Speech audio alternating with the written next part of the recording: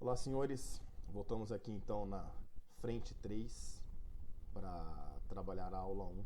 Né? Nós vamos revisar a teoria e já realizar os exercícios, certo? Vamos falar de termometria, principalmente escalas termométricas. Então vamos lá. Só relembrando então, definições, né? Temperatura. O que é temperatura para nós? O que temperatura mede? A temperatura ela sempre mede a agitação térmica das partículas. Quanto maior a agitação dessas partículas de um corpo, maior é o número de trombadas que essas partículas sofrem e, consequentemente, acaba tendo uma temperatura maior, certo? Se a agitação térmica diminui, a temperatura do corpo também diminui. Então, temperatura mede a agitação térmica das partículas. Calor.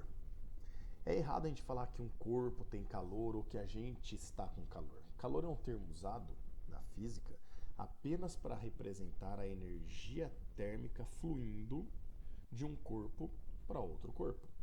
Obviamente que espontaneamente, ou seja, naturalmente, esse calor sempre fluirá do corpo mais quente, ou seja, de maior temperatura, para o corpo de menor temperatura, certo? Então é errado falar que um corpo tem calor. A gente sempre vai falar calor é energia em trânsito, indo de um corpo para o outro. Então, é a energia térmica fluindo espontaneamente do corpo de maior temperatura para o corpo de menor temperatura, ok? E escalas termométricas? O que são as escalas termométricas? Então vamos entender. Nós temos diversas escalas, diversas escalas que foram criadas aí nos últimos 4 séculos. Mas, na verdade, a gente só trabalha com 3, né? Por quê? Uma que é conhecida praticamente, trabalhada quase que na totalidade do planeta, que é a escala Celsius, inclusive a nossa escala. A outra que é trabalhada em poucos países, normalmente com colonização inglesa, que é a Fahrenheit. E a Kelvin, que determina para nós a escala absoluta e do sistema internacional para nós, né? Então nós temos que essas 3 escalas, a unidade de temperatura pode ser normalmente trabalhada em 3 tipos: Celsius, que é quase a totalidade do planeta; Fahrenheit, país de colonização inglesa; e Kelvin, que é o SI. Portanto, é necessário saber transformar de uma unidade para outra. E para isso temos as escalas de conversão. Então é a mesma coisa que passar de metro para quilômetro, ou de quilômetro para metro, ou de quilômetro para milhas, né? Você tem que saber converter entre as unidades. Então, para isso, nós vamos ter aqui, ó, as escalas termométricas, que nós já vimos, né, como é que a gente chega a um simples teorema de Thales, estão lembrados? Lembrado? E aí a gente sabe que para transformar o valor da temperatura, quando é Celsius, eu vou ter a temperatura em Celsius está para 5, assim como Fahrenheit menos 32 está para 9, assim como K, que é Kelvin, menos 273 está para 5. Eu quero aqui, eu acho a temperatura, a sensação térmica do corpo. Vou falar um 10. Se eu pegar 10 graus Celsius e jogar lá no lugar do TC, eu consigo descobrir com essa escala que nós temos aí esse valor em Fahrenheit e esse valor em Kelvin. Um exemplo em Fahrenheit seria 50 graus Fahrenheit, é a mesma coisa que 10 graus Celsius. Valores diferentes, mas sensações térmicas iguais. Ou 283 Kelvin. Ou seja, valores diferentes, 10 graus Celsius e 283 Kelvin, porém representam a mesma sensação térmica para nós, certo? Agora, e se eu for falar em variação de temperatura? Ah, e lembrando, ó, a escala Kelvin é a escala absoluta, hein? Ela tem o zero real, o zero absoluto. O zero dela indica zero de agitação térmica. Não é a única escala com zero absoluto, mas das que nós estudamos é a única que tem o zero real. Portanto, ela não tem valores negativos para a escala Kelvin, tá? E se a gente for falar em variação? Para transformar o valor da variação da temperatura, eu vou falar que uma substância vai de 20 para 30 graus Celsius. Quanto que ela variou? 10. 10 agora não representa a sensação térmica, a temperatura, representa apenas uma variação. Então, uma relação que nós podemos ter para a variação é mais simples que a primeira, tá?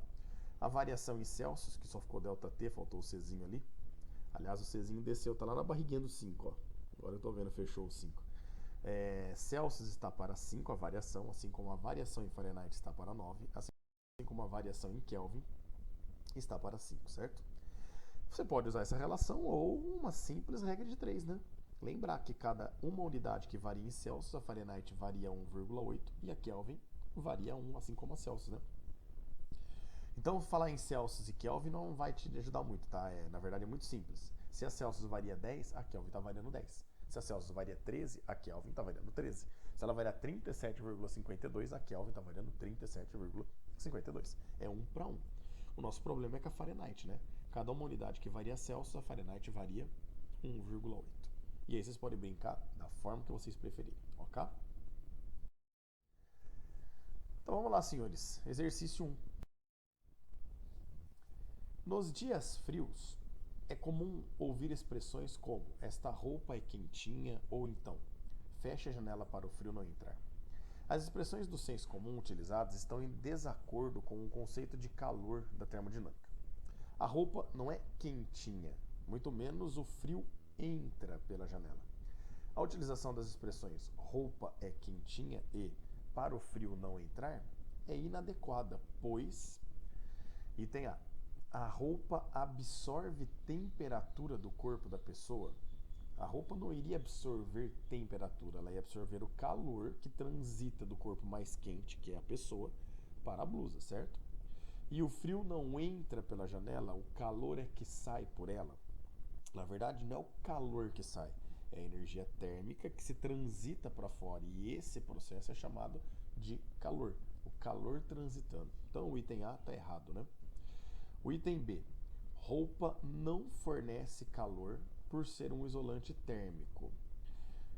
E o frio não entra pela janela, pois a temperatura da sala que sai por ela. Então, não é a temperatura que sai, é a energia térmica que flui para fora. O calor indo do corpo mais quente para o corpo mais frio. E a roupa não fornece calor por ser um isolante térmico. Ela até é um isolante térmico, mas isolante significa tentar não deixar passar. Não significa que ele não vai conseguir. Então, uma roupa por ser um corpo por ser isolante térmico não significa que ele não possa transferir calor. Ele transfere, porém com bem mais dificuldade que outros corpos, certo? Então a B está errada também. A C.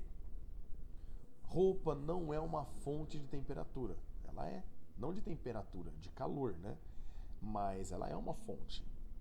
Às vezes depende só do corpo estar mais frio ou mais quente que ela, né? E seria fonte de calor e não de temperatura, por isso que a C já está errada. E o frio não pode entrar pela janela, pois o calor está contido na sala. Logo, o calor é que sai. A gente não contém calor, tá? Nenhum corpo tem calor contido. Calor é apenas a energia em trânsito. Então a C está toda errada. D. Calor não está contido num corpo. Perfeito. Sendo uma forma de energia em trânsito de um corpo de maior temperatura para outro de menor temperatura.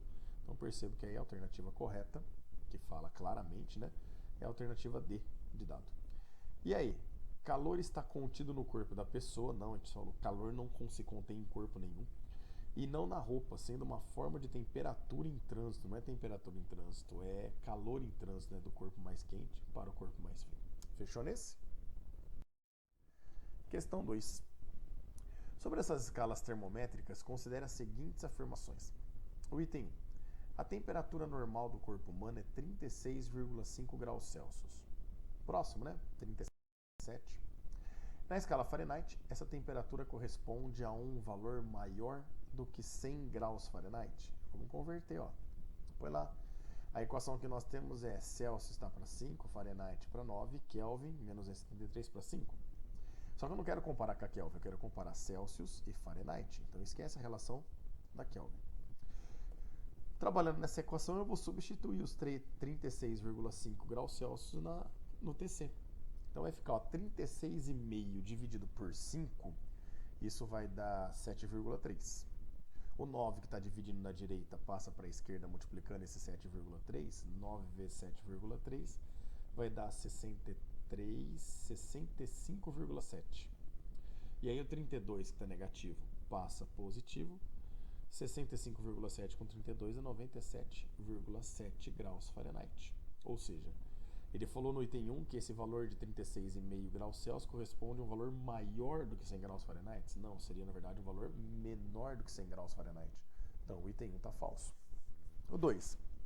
Na escala Kelvin, todas as temperaturas são representadas por valores positivos. Perfeito. A escala Kelvin é a que possui o zero absoluto, certo? A chamada escala absoluta. Ela não tem valores negativos, sempre positivos. Portanto, a 2 é verdadeira. E 3, a temperatura de 0 graus Celsius na escala Kelvin corresponde a 300 Kelvin. Quem lembrar dos primeiros pontos fixos que nós colocamos lá já resolve essa. Mas vamos fazer a continha, ó. Aliás, vamos olhar nos termômetros. Tá pequenininho, a gente amplia. Olha cá. Percebo que lá o 0 graus Celsius equivale, na verdade, a 273 Kelvin, né? Ou 32 graus Fahrenheit, que ele não está comparando. Então, essa alternativa está errada, está falsa, né? Então, apenas verdadeira é a 2. Isso dá para nós a alternativa C. Fechou?